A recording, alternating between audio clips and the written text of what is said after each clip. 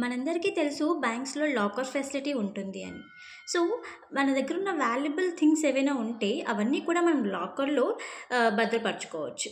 So, ఆ locker ఫెసిలిటీస్‌ని మనం use చేసుకున్నందుకు మనము ఎవ్రీ ఇయర్ ఆ బ్యాంక్‌కి రెంట్ పే చేయాల్సి ఉంటుంది. సో, ఆ రెంట్ కూడా మనం యూజ్ చేసే లాకర్ యొక్క సైజుని బట్టి ఉంటుందన్నమాట. So, large, medium, small. So, large అయితే ఒక రెంట్ ఉంటుంది, మీడియం అయితే ఒక రెంట్ ఉంటుంది, స్మాల్ కనుక మనం యూజ్ చేసినట్టయితే దానికి ఒక రెంట్ ఉంటుందన్నమాట. సో, ఫర్ ఎగ్జాంపుల్ మీరైతే లాకర్ యూజ్ చేసి మీ వాల్యుబుల్ థింగ్స్ అన్నీ కూడా ఆ లాకర్‌లో సేవ్ చేసుకున్నారు. మేబీ ఆ బ్యాంక్‌లో రాబరీ జరిగి మీ థింగ్స్ ఏవైతే వాల్యుబుల్ థింగ్స్ ఏవైతే ఉన్నాయో అవన్నీ కూడా మిస్ అయ్యాయి అనుకోండి.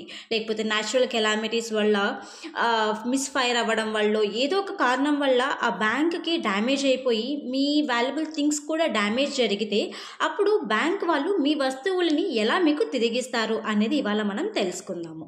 ఓకే. ఫర్ ఎగ్జాంపుల్ మీరు యూజ్ చేస్తున్న లాకర్ యొక్క రెంట్ అనేది 1500. కానీ బ్యాంక్ వాళ్ళకు కూడా తెలియదు మీరు ఏం పెట్టారో, లేకపోతే మీరు పెట్టిన వస్తువులకు వర్త్ ఎంత అనేది కూడా బ్యాంక్ వాళ్ళకు తెలియదు. సో, అలాంటప్పుడు వాళ్ళు క్యాలిక్యులేట్ చేసి మీకు ఎగ్జాక్ట్ వాల్యూ వర్త్ని ఇవ్వడం కష్టం.